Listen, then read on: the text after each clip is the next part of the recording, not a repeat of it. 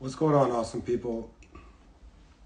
I was going to make a video and then just post it, but then I thought that maybe I'll do like a IG live in case anybody needs to kind of talk this one out with anybody. If I told you the name Mohamad Moradi, I have a feeling that if you're Iranian, it rings a bell because he's kind of been a focal point of a lot of conversations in the past 24 hours. And, us Iranians, we have a really, really difficult time openly talking about mental health issues, talking about suicide, talking about just bad things that happen in life, anything personal, especially financial. It's just like the thought of talking about failure, they're talking about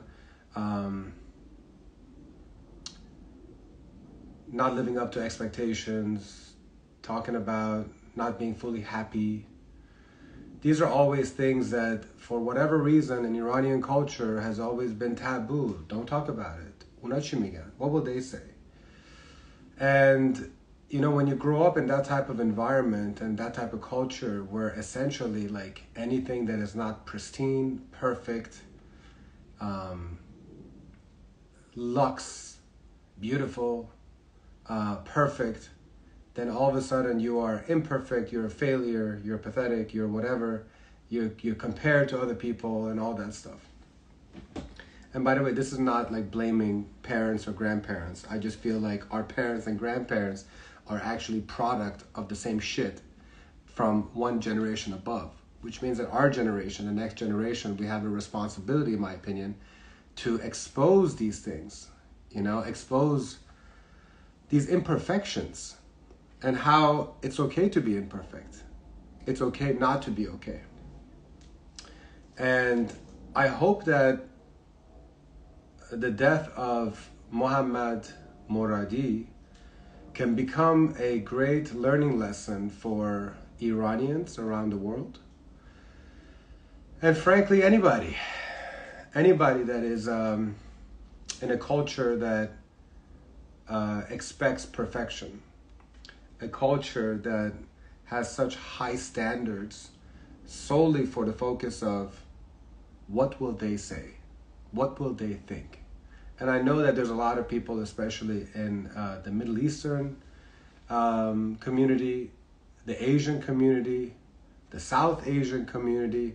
Let me know if there's anybody else, but those are kind of the ones that kind of come up where you're expected to excel educationally, professionally, marriage-wise, kids-wise. So you're constantly on this race of compare and contrast.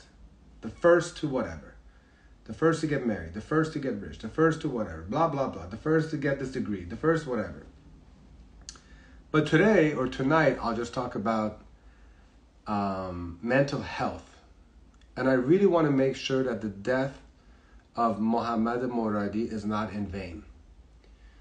I've seen multiple posts about people that have been saying it, you shouldn't be posting about it, trigger warning, which I've done. I did a trigger warning in my captions. I've done it. I understand it.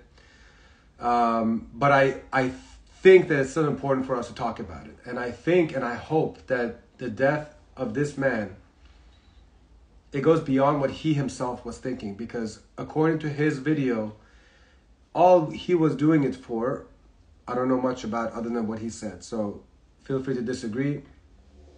His hope was to bring awareness to what's happening in Iran, which goes to show just how much agony has been in his heart, how much pain has been in his heart, how much he felt so helpless that unless he did something so drastic, which included to take his own life, that he doesn't feel like he's done enough for this revolution. And that just for anybody who's non-Iranian, please understand the gravity of the situation for Iranians around the world, especially the ones outside of Iran that cannot go fight in the front lines, is the fact that we actually have some people that believe that if they take their life, that is the biggest way that they can make an impact in this war, in this revolution, whatever you want to call it. But I think, or I don't know and don't think that he realized that what he did, it could open up this huge conversation about mental health and how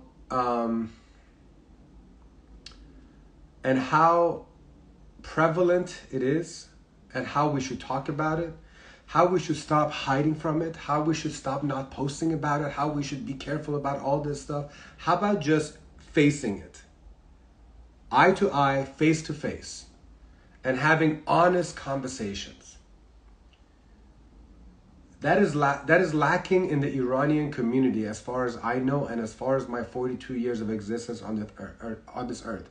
And I've tried my best to have as authentic of conversations on my Awesome People podcast, on my Awesome People IG lives, because I feel like there's nobody that's having these type of conversations. At least if they're having it, it's not enough and it's not more prevalent. So I hope that his death leads to more conversations about how to talk about mental health and how to just make it, just normalizing it. I don't want Mohamad's death to be just something that just goes to waste, because that is a precious human being that we lost truly for no reason. I wish I had the opportunity and the honor to have a conversation with him.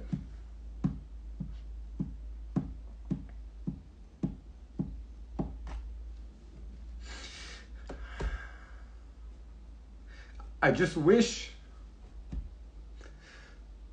that he could have just said something to somebody, so that instead of thinking that he had to take such drastic measures, that he could just talk about the grief that he's having, the heartache that he's having for his people, the feeling of guilt of not being able to do everything that he could possibly do for his people.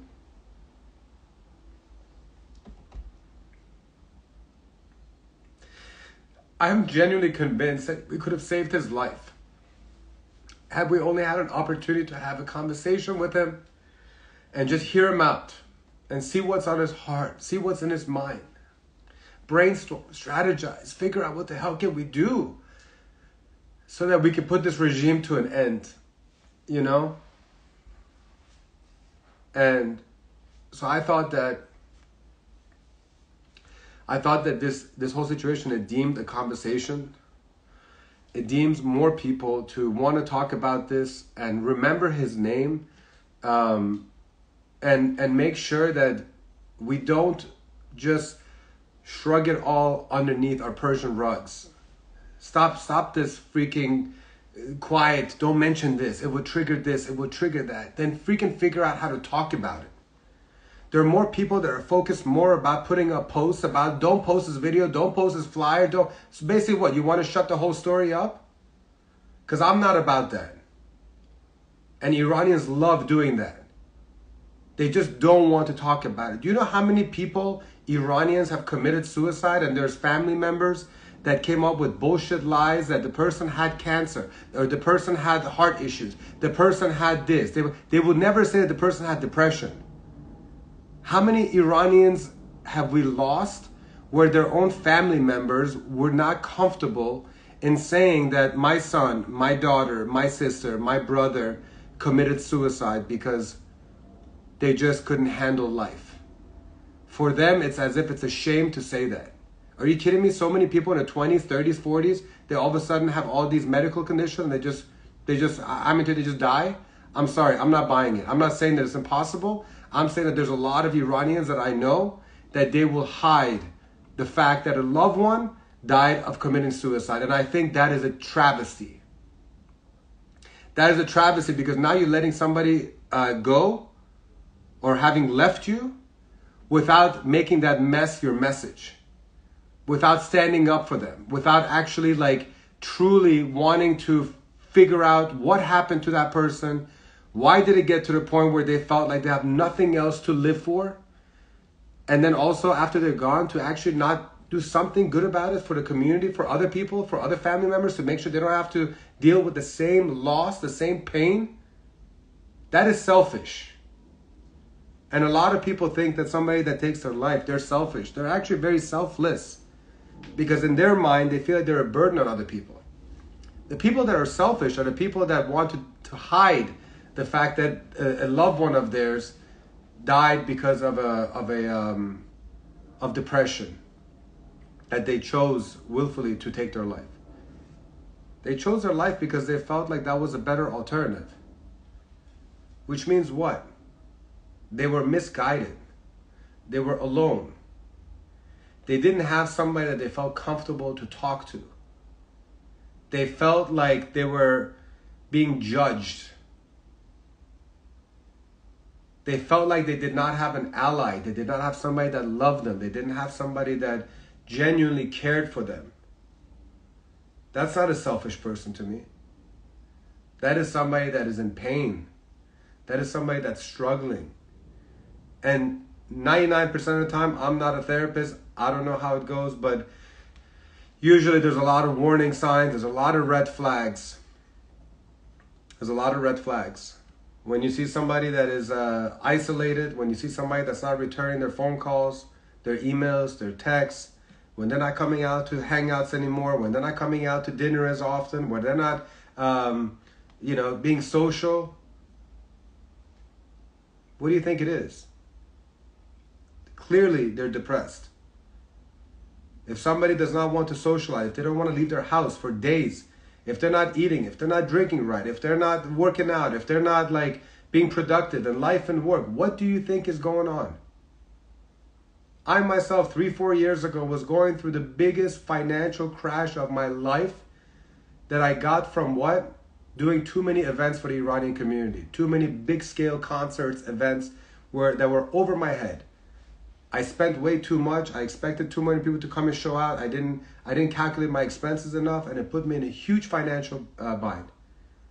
So when you're in a financial bind, what do? You're not going to go and party as much. You're not going to go and spend money on fancy dinners. You're gonna scale back because you don't have the money to do it. And so that's what I was going through. And 99% of my friends never gave a damn. They never wondered why aren't you coming out? And so just know, a lot of people in their life will go through certain things, either personally, professionally, financially, emotionally, relationship-wise, family-wise. The list can go on and on. Appearance, weight gain. You all know all the things that could derail somebody in life. But it does not make them any less valuable. It does not make them any more selfish. It just means that they've hit a rough patch in their life.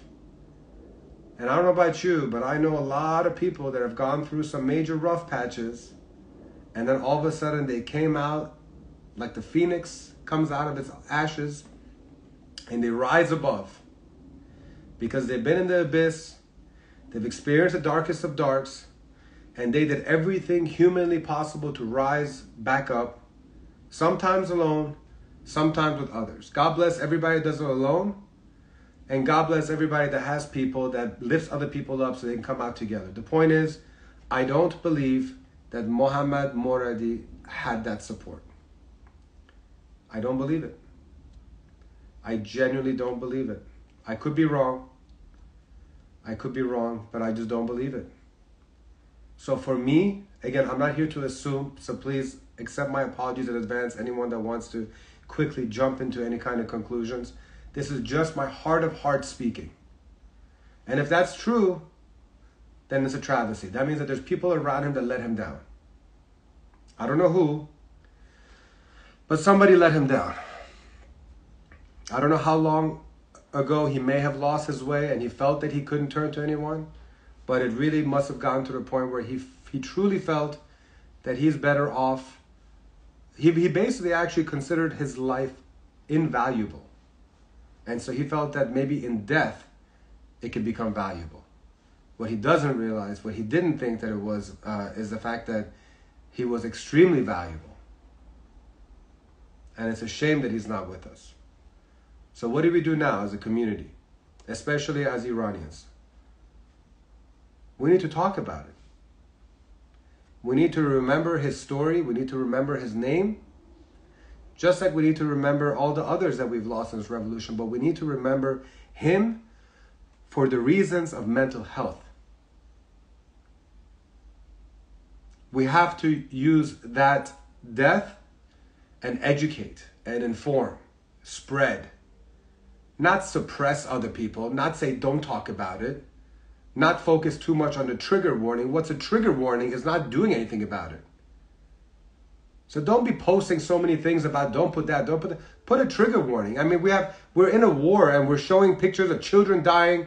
We show so many things, pictures, video, every single minute you turn on TV and YouTube and everything else that you see on TV and movies and shows, all this killing and all that stuff, and nobody's over here kicking and screaming and saying, put a graphic warning. But all of a sudden, somebody that dies like that requires everybody to shut up.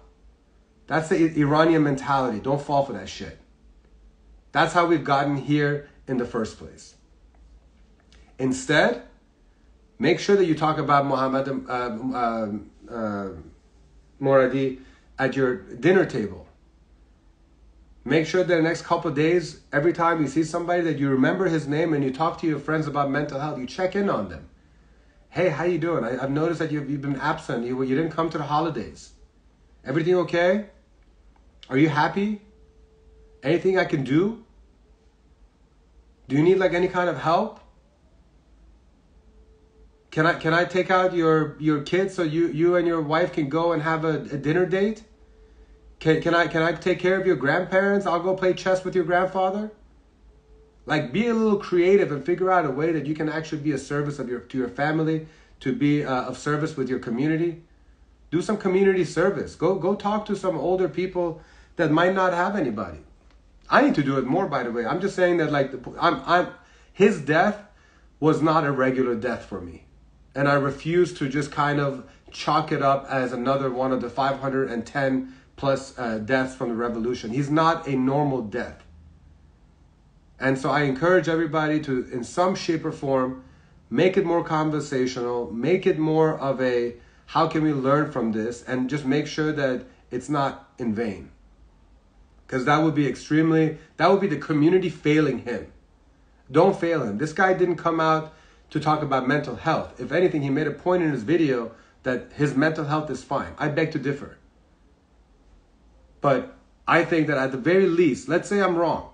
Let's say I'm wrong and that he was in perfect mental health and that he felt that it was okay to make this as a stance, as awareness, as solidarity to Iranians. Let's assume that. Let's still talk about mental health. Let's still talk about it so that at least we can kind of like, get this cat out of the bag and start talking about it more and more. Because no matter how much as a community we're talking about it, we're certainly not talking about it enough. So anyways, that was what I wanted to kind of get off my chest. If anybody wants to talk about this, if anybody over here has a lot on their head, on their heart, and they want to come on IG Live and we just talk it out and be an example of how like it's okay to not be okay and it's okay to just talk about shit that's happening. We're going through some incredible grief. So if there's any Iranian here that is 100% fine, I question really how much you care for humanity. Forget about being Iranian. I question if you're Iranian and you are not feeling an incredible amount of grief and sadness and sorrow and just heartache and just every day is just like a struggle in every shape or form. I don't know, man. I would really check your pulse because you might not exactly have the heart that is deserving of a human being.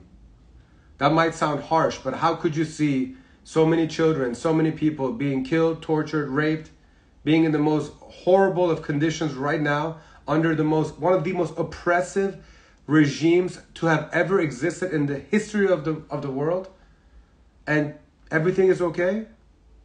I'm sorry, I'm not buying it. I'm not buying it. So, like I said, if anybody wants to kind of talk here, feel free. I really don't want to take up anybody's time if nobody wants to talk, but I needed to get that off my chest, and I felt like instead of just making a video and posting it, that I'll do it live so that maybe we can kind of, have a little conversation about it for anyone that would like.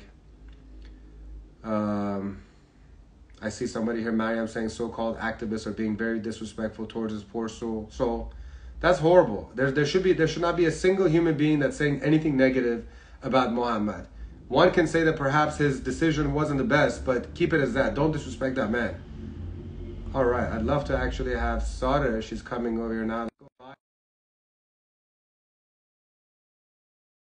We want to have this conversation in the first place with her text message. So let's see, Sada, she's one of our uniters and one of my dear friends slash sister. So let's see if we can get her to come on.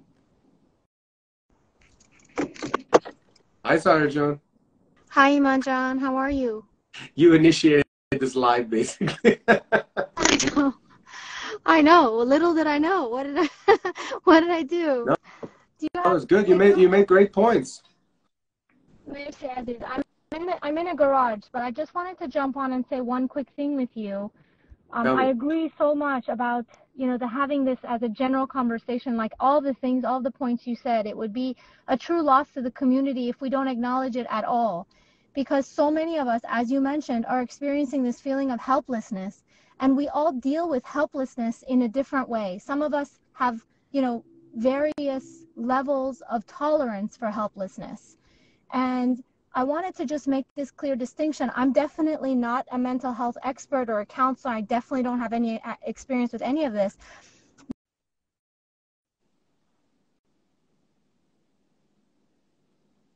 I think the garage disconnected her, so let's see if she can get back on. Come back on, Sarah Joan. You got disconnected. She's coming back in a second. She's not going anywhere.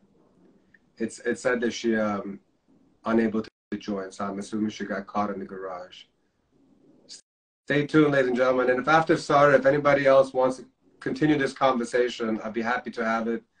This is really helping me just get off some stuff off my chest. So I appreciate you all for tuning in. Let's see if Sarah can kind of come in. Okay, here she goes. She's coming back on.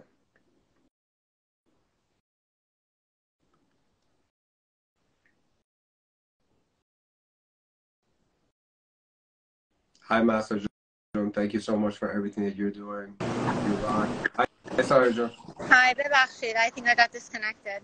No problem. Go ahead. You were saying you're not a mental health expert. Yeah, I'm definitely far from an expert, but I think there might be just a valid point in distinguishing between general mental health diagnosis and this feeling of helplessness that you feel kind of can I think there is a path towards thoughts of despair, right? And perhaps suicide prevention distinguished from just general mental health. In other words, you don't have to have diagnosed depression or you don't have to have diagnosed anxiety in order to feel these feelings of helplessness that we all have varying tolerances of. Some of us can deal with it, some of us absolutely can't.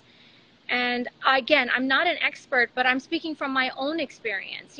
I'll put myself out there that there have been times where I cannot deal with helplessness, whether it be in my personal life, whether it be in this fight for Iran, whether it be, as you know, in dealing with my dad. There were moments of helplessness, and I'll put it out there, the thought crosses your mind, and it takes a strong individual to realize thoughts are fleeting and I am not my thoughts, and it is normal to have these thoughts, but that doesn't mean that I actually feel this way.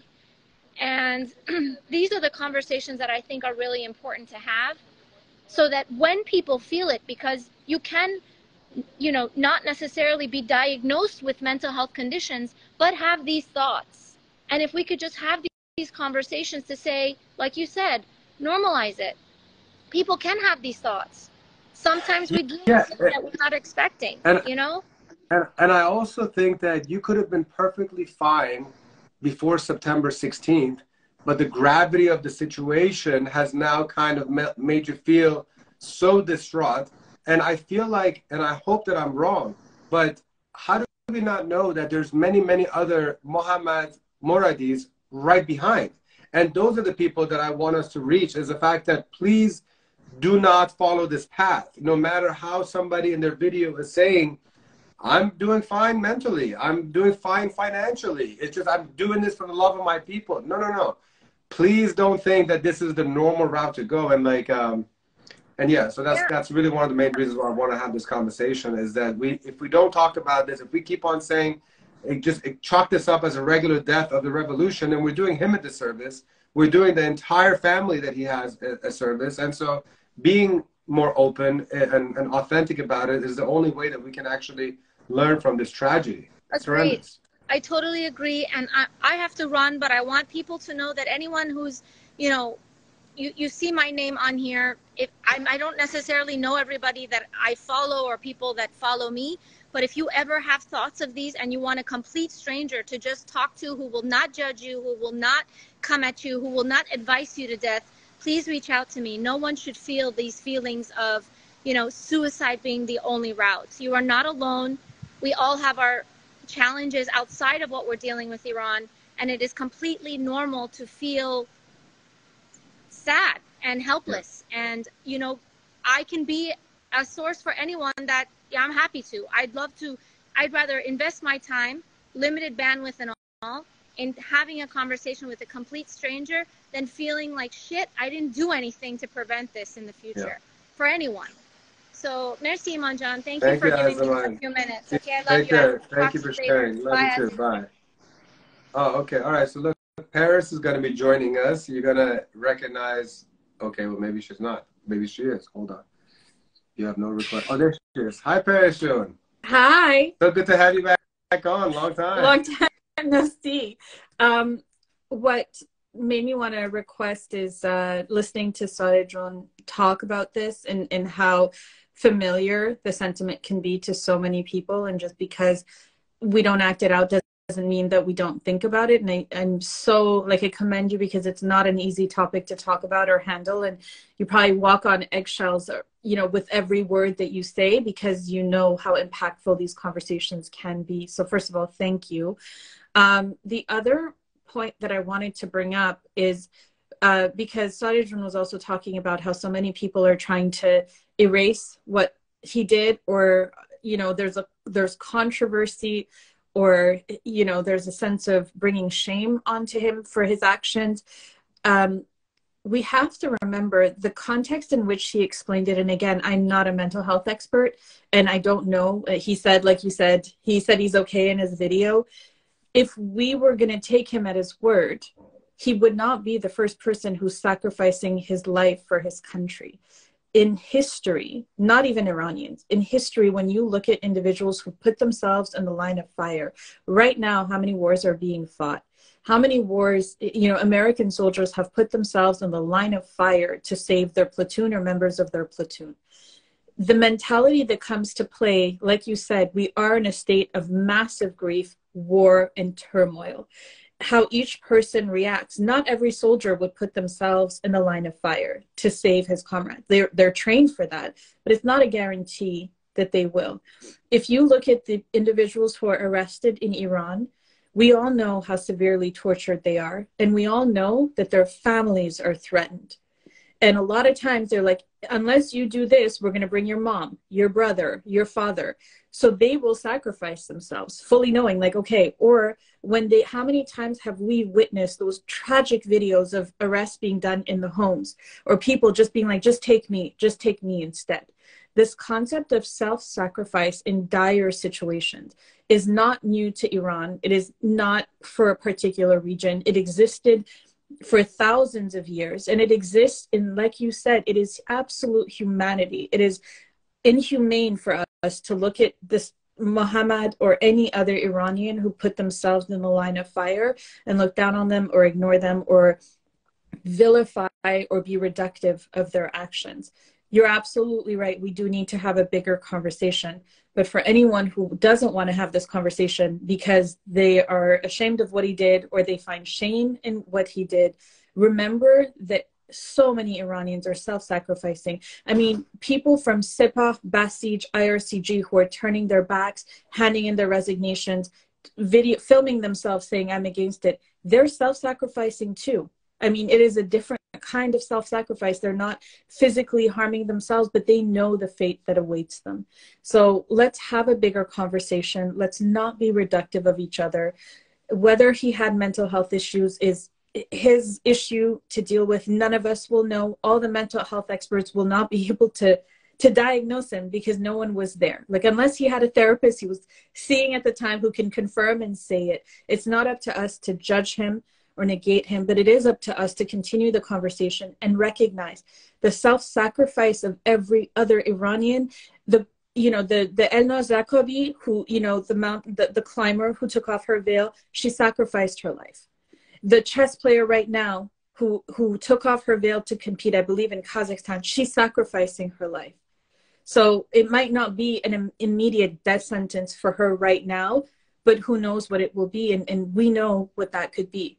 I mean, tattooing the Shirohoshi, the lion and sun, pretty much, did it for Mohamad Moradi. So let's look at each other, understand that we are each struggling in completely different ways, and let us not be reductive. The S word is extremely heavy in this conversation, but let's not reduce it to that at all. Love it. I know I went off, but I hope that made sense. No, you did. You painted a clear picture, and I appreciate it. And, all I want to make sure is that we just have these type of conversations and hear different perspectives and just make sure that this conversation is being had. To suppress the conversation is doing us all a disservice. So I have a question for you. When you were criticized, because a lot of people, like you said, there are two sides to it. I would love to know, as somebody who is a leader in a community, who does post things, and you do get messages of people saying, oh, you shouldn't do that, or you should do this. How do you handle that sort of criticism? How do you analyze it for yourself? I'm sure plenty of people are often concerned about what they're posting, regardless of their audience size. So I would love to know from your perspective how you analyze it. Well, I definitely have to be much more careful now. I mean, I feel like the situation is much more sensitive, and I'm really just trying to be very careful and not creating any more division, more than is already being created in our community. So you're right. I am walking much more carefully, and I see Masa Towson here, and I know she is in some shape or form worried about it, but I love how she strongly stands by her convictions and her values. And I really try to lean on my values. I know that deep down inside, my goal is not to divide. My goal is to stand up for our people. My goal is to be the voice of our people. And my goal is to bring awareness for what's happening in the world. And so, I really just use my heart as my moral compass. And I hope that it speaks right as much as possible. And honestly, what I do is I consult with dear friends like yourself, with our uniters. The conversation of this live right now came about because Sada and Nikki were just texting in a group chat with me about how to honor or not, quote unquote, honor Mohamad because of XYZ reasons. And so I was like, I need to have a conversation about this. I'm like, we need to just figure out how to navigate through this this tragedy, and just make sure that I just don't want his life to have gone on to become not of value, and so I just wanted to make sure that I'm doing the right thing by putting the right spotlight on him and on whatever else is happening as a result of his death. Does that answer your question? Yeah, I think it's wonderful. But like you said, we're all treading. I mean, like you said, Massa Townsend is one of the people you highlighted. Everything she says, people, even the things that you don't say in your context of presenting, people are like, oh, but you didn't say this, or but what do you think about this? And it's like, you just completely miss the point. Listen to the words that we're saying. Listen to the highlight that we're bringing forward. And we need to stop doing this whataboutism for ourselves. This, what about the impact that your words are going to have? If we're each being responsible and thinking, good thoughts, good words, good deeds, then we need to be able to trust each other. And when we have questions, in essence, instead of attacking someone and being like, why did you say this, Iman? Just be like, hey, Iman, really trying to understand what your message was with this post. I'm struggling with XYZ. Can you tell me your thoughts on it? Instead of being like, hey, Iman, this isn't cool. We shouldn't be promoting this. We need to, we have a bigger cause to fight for right now. The ideologies that we have, we are all allowed to have our own ideologies, our own belief systems, religion, whatever it is. But when it comes to discourse with each other, it is not helpful to target each other like that. Yeah, Master June just said it best. She said, we need to stop being the morality police. We're literally complaining about what we're complaining about, you know? Like, it's like, come on, where are we going to learn from this? But you know what just kind of came to mind is that I really feel like we just turned a chapter in this revolution in Iran, where we are officially dealing with individuals that are suffering from the trauma of what's happening, or some people are, you know. Let's not say that that's the situation for Mohamad, but we need to be very careful for it, because if anything, it could be a warning sign that we need to talk about it. You know, I just feel like there is a possibility that now that we're 4 months into this revolution, that literally the mental health of an entire global community of Iranians are now in jeopardy, are now at high risk.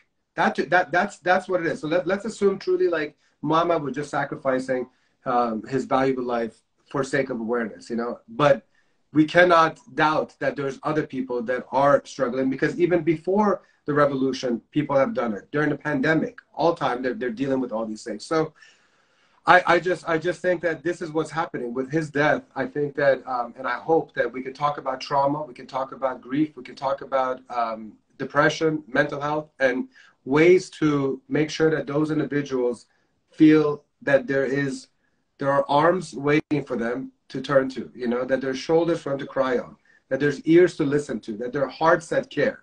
And so I feel like the more and more we have everybody repeating these things, we can touch those individuals before they leave us. Agreed.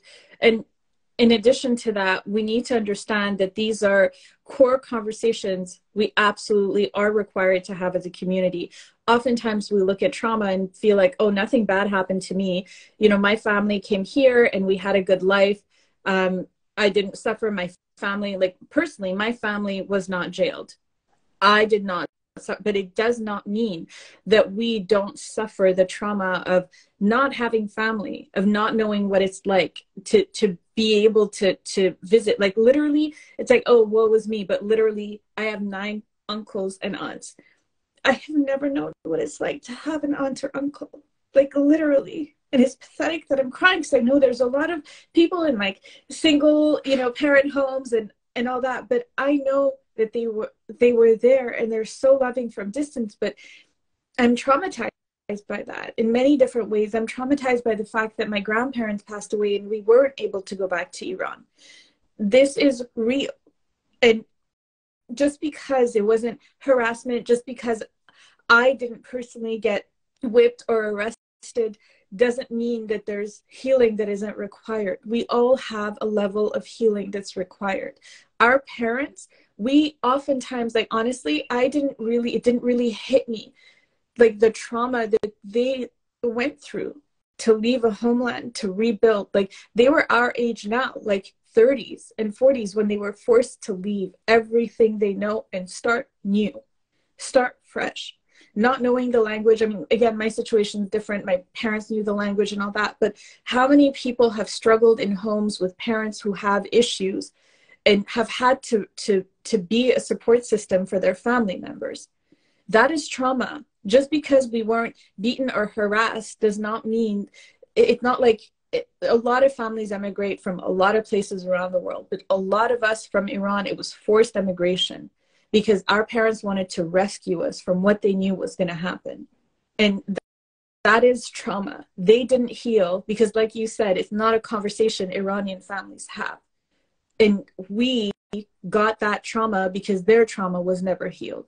So I know Shahrajun can speak on this. She's so brilliant on this topic, but we need to address it. At 4 p.m. Eastern, that's when we talk to Shala. But go ahead. I can't speak about her enough, guys. Go on her page. I believe it's Phoenix. Oh my God, can we find her? Shahrajun, if you're here, can you please write your handle? She's always writing such really incredible, just words of wisdom that really hit the right spot. And please join the live with Iman. Iman, when is it going to be? It's going to be such a valuable Monday at 4 o'clock. Shala Noruzi. She's going to be on. I'll tag her. Yeah. There she is. There you go. Phoenix Thriving Therapy. There also seems to be another new friend. The Instagram page is activist.for.Iran. I'm kind of glancing over some of the things that he or she are saying, but talking about grounding, talking about meditation. This meditation is something that I really need to get into, and I feel like everybody else should try it because people really swear by it, so we got to do it. Jackie, Love Global, thank you so much for caring. I know who you are. I appreciate anytime non-Iranians are showing the love. Dr. Sam, how are you, man? But yeah, so anything else you'd like to add, Persian? Thank you for all you're doing. And honestly, especially as you know, we're talking about like policing each other. We are all like in this, and we're all not okay. So just know that when you're attacking another Iranian right now, regardless of what you're attacking them for, it's the reaction you're getting. Also keep in mind, keep some grace in your heart, because their reaction is probably coming from a place of anger and trauma and loss and frustration as well. So yeah, hand in hand we go. It's our responsibility to break this generational trauma. Like, this is where the buck stops, you know. We're definitely going to break it, and we're going to break it by breaking the regime's back, and then we work on healing each other. Activists for Iran, whatever you have, feel free to tag us in it so we can share it. It seems like you have a lot of good information. Keep on doing that. If anybody else would like to come on and just say a few words, maybe you have something on your heart, don't be shy to come on here. This was the whole purpose, just a unannounced live to kind of get some stuff off my chest about Mohamad. If nobody else wants to come on, then I'll call it a night. But Persian, thank you so much for coming on. And if you missed my live with Paris earlier today, go on the Unite and Conquer YouTube channel. We had a great conversation. We truly did. Posted? Yeah, of course. Oh my God. That's how Unite and Conquer does. I didn't know. Yeah. But thank you. Honestly, thank you for the platform. It's really, it's part of the work. And again, guys, if you're watching this, it doesn't matter if you have 50 followers or 100 or 1,000. We need to be doing this for each other. And oftentimes we're having these conversations. Like, Iman, how many times do we have side conversations with all the uniters? All the time. And it's so helpful. Honestly, it's so therapeutic. Please do this for each other in your own communities, in your own groups. What Iman says about keeping the conversation going, it can be public, it can be private, but when we're doing it on a platform like this, and when you're seeing like literally these people, like I'm getting emotional with the heart, and like the activist for Iran, I don't know who that is. There's Jackie, like they're from Australia. And Masajum, we're going to be contacting you for being one of our guests on Countdown to Freedom in Iran. I told you about it already. Yeah. Actually, Paris and her team is going to be reaching out to you, and we can't wait to have a long-form conversation with you. You've done an incredible job in the past few months. You, my dear, should definitely be taking care of yourself as well. You are a superwoman, and on behalf of millions of Iranians, we salute you and everything you're doing. And I can't wait for my conversation with you. It's going to be great. It's going to be impactful. Yeah, guys, sorry, Iman, I want to jump in. Mahsa_Townsend, if anyone's watching this right now and you're not following her, this woman is like a career businesswoman, like has a specific industry. But if there's one example of somebody who's doing the work, who's like literally rolling up the sleeves and like researching, gaining knowledge, and just grabbing the camera and talking to it, that's it. If you're wondering what you can do, it's literally as basic as that. And watching somebody like that is so inspirational, because they're going so far outside their realm of knowledge and expertise. It's kind of like, okay, we're all in. Like, this is all I got for you folks. And you can see the impact if you're following her.